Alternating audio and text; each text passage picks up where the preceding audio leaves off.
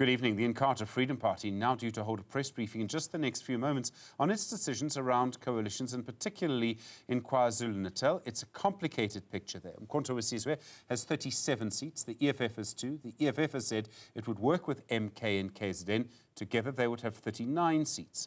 The Inkatha Freedom Party, the ANC and the DA, if they decide to work together, have 40 seats. If they work with the NFP, which has 1 seat, they get to 41. That gives them a majority of the 80 seats in the legislature. If the NFP decides to work with MK and the EFF, well then, you would have 40 seats on one side and 40 seats on the other. But if the ANC, the IFP and the Democratic Alliance agree to work together in KwaZulu Natal, that may, or may not, in coalition country, have an impact on what's happening in national government. Our senior political reporter, Ziyanda Ngcobo, joins us. Vuyo Mvoko, our contributing political editor as well. Good afternoon to you both. I kind of need 3 different puzzles to put all of this together. Ziyanda, firstly, if I may start with you. I understand there's some recent developments around the National Freedom Party, which sort of holds the balance of power here.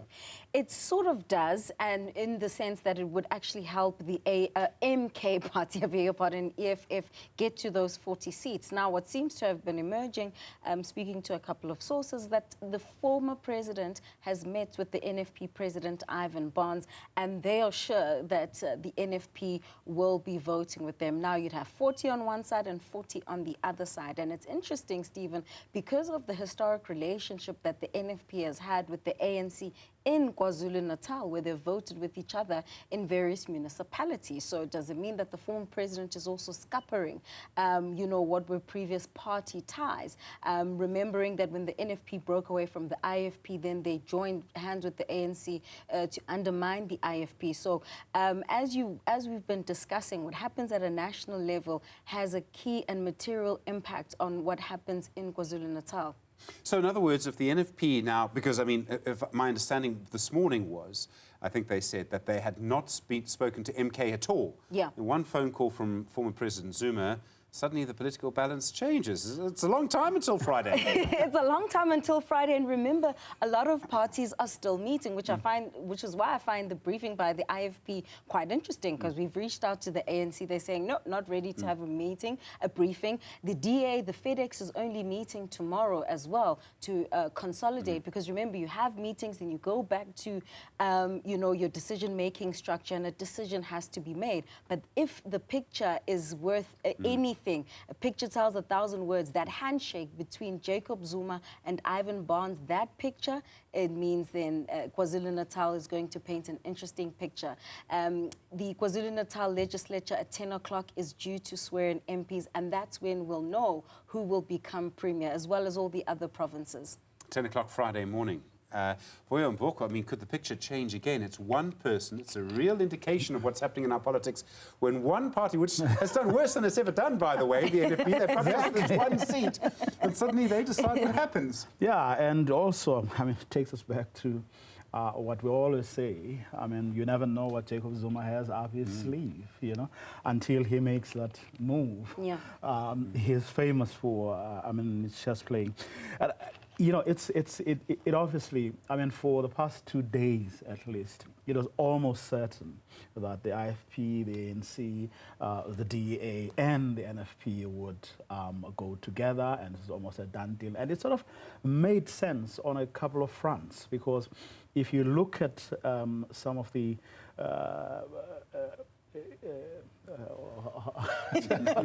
permutations, you know, and the most serious one, and the one that seems to be the one that the ANC is certainly running with at a national level, it made sense to then, you know, have the NFP, I mean, have the IFP at provincial level in KwaZulu Natal, and of course have the NFP then giving them the edge, because that would also pacify sections of the IFP who believe that actually the IFP should go with the MK party instead of, you know. And then when you heard that, well, if we build into the agreement, you know, the fact that whatever Velengosini Hlabisa gets at national level, and then you have his rival, who is also the IFP's candidate for premier, and then you've killed two birds with one stone in a manner of speaking, and then there's a win-win for everyone. Although it wouldn't completely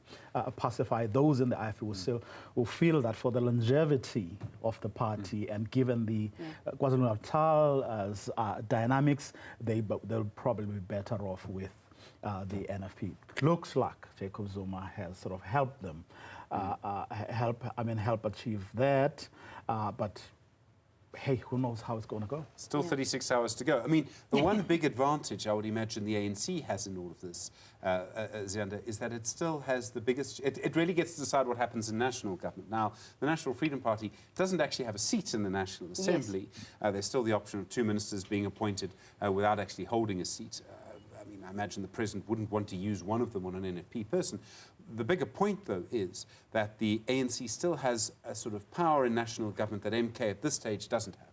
Yes, but Stephen, remember that there's still those rumors or in political circles about that there are actually ANC members, even in the NEC, that are working together with the MK party. Now, the party still has to go back and do an assessment of that. But if, for instance, you had a situation where now when things come to a vote, if MK party does decide to go to Parliament on Friday and be sworn in as MPs firstly... Which they currently say they won't. But they may change their mind. 36 hours, as you've already mentioned. Because as we know, they've gone to the Concord to try and interdict that. But they could very well still pitch up on Friday and be sworn in. Nothing to stop them, entirely legal. Exactly. And so if you have a situation like that, and if those rumors or what the discussions in circles are true about ANC members working with the MK party, who knows what's to happen in terms of the, the MK party being used as somewhat of a proxy to deal with the internal factional battles of the ANC. So yes, they could pretty much decide how things go. But again, a lot of the discussions are around what the electorate was trying to communicate in this 2024 general election. And 2026 is still around the corner. You'd start planning for that now. So whatever marriage of convenience that you may enter into now, you have no real way of measuring the frustration or the satisfaction of the electorate in terms of the decision that you make. And that's one of the loopholes in our electoral system to say, in between elections, we don't really have a say. We rely on the people that we've elected. And so I actually want us to play that Floyd Shivambu bite, which also intimates that basically the EFF and MKP are aligned in many ways.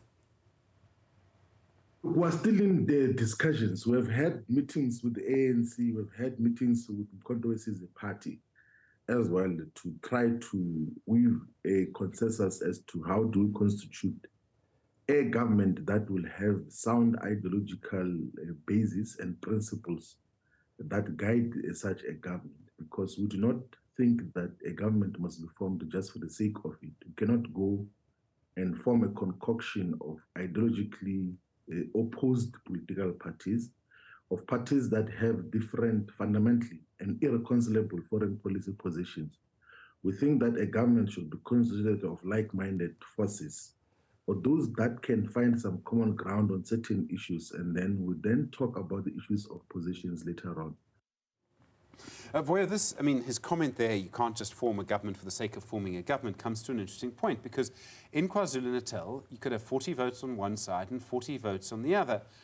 Now, as far as I know, in a provincial government, we've never been in this position before, and probably the most likely outcome is that the judge who will be chairing it, and let's all have sympathy for that person for a moment, that person will probably, if they keep coming back to 40, if everybody votes in the way they're supposed to, as their parties tell them, and they may not, it is secret ballot, would probably then postpone things for a week. So we would probably have quite a long period to wait. That's a possibility. And remember, Floyd Shivambu, everything he was saying there, in that interview this morning, you could tell that it comes from someone who's deeply hurt. And Jacob Zuma also comes, whatever he's been saying, Greg, let me take you back to the interview you had with him. And this is something we may have to remember in the next few days. He said, which is, Ziyanda just spoke to as well, that ANC people voted against him, while he was ANC president. So the strategy clearly between these two is they've taken these coalition conversations, not at face value. There's a strategy behind it that goes beyond what will happen on Friday and how cabinet will be formed and all of that. It goes to how they want to deal with the ANC decisively. And that strategy, I dare say, involves or includes how to deal with Cyril Ramaphosa beyond his election as the president. Whoever gets to win, whether it's national level or in a place like KZN. So how would that then work, Ziyanda? I mean, the strategy, if that is the case, and I mean, I think we all know that President Ramaphosa has no great love for former President Zuma has no great love for President Ramaphosa at all, and this is, I mean, their first demand was that he be removed, so we can see that. So how would this play out? And the EFF too. Yeah. Yes. I mean, Stephen, if we go back to what I was saying, about the fact that some MK people are claiming they've got people within the ANC working with them, and you look at the onboarding of the EFF, and then you have the MKP votes, which is what Davi is speaking to in terms of a secret ballot. They may very well, and when I say he, former President Jacob Zuma and his party, may want to use that very same strategy to resuscitate the Phala Phala reports. And then there's still going to be an assessment, Stephen, of the electoral outcomes. Every party has to go back and do, an analysis of what happened, what went right and what went wrong. And it's under this President Cyril Ramaphosa that the party declined by 17%. That could also be used by those within the party to push for some kind of action against Ramaphosa. Already, I mean, I remember at The Rock, we spoke to Peter Groenewald of the FF+, and he was also intimating about actually gathering all the opposition parties to resuscitate that report, because it would seem that even within the ANC there wasn't a lot of agreement, but now with the outcomes of this election there may be a ground shift within the actual organization called the ANC to actually push against the incumbent. So that could very well happen within the next 3 months, the next couple of weeks. And 36 hours is a lot of time, or not a lot of time for these coalition talks, but 3 months may be enough to actually make a couple of moves. Okay, there's so much going on here. I'm going to come back to that in just a moment. Vuyo, in the short term, if the IFP says it's prepared to work with the ANC in KwaZulu Natal, would it be correct to presume that this is the beginning of a national deal as well, that the IFP and the ANC are preparing to work together nationally? Well, for the past couple of days, it seemed that that was the most likely scenario. But, Jacob Zuma's move today obviously puts a spanner in the works. Because, as I said, earlier, there was something in it for everyone, including, of course, the IFP, which is in a bit of a precarious, position. Remember, those who, for example, feel that the IFP should be working closely with the NFP, that's the same group that feels that your Velengosi Nihlabisa and your Khulekwa Hlengwazi have carved a little deal for themselves that takes care of them, but which leaves those their colleagues and friends in KwaZulu Natal in a lurch. There's so much to all of this, and it really underscores when you try and work out with coalitions the damage that each party suffers as a result of a coalition. And so, Ziyanda, this shows if, for example, this is all about Zuma and Ramaphosa. Okay, if Ramaphosa is removed, who takes over? Paul Mashatile? Maybe. Someone else? Who?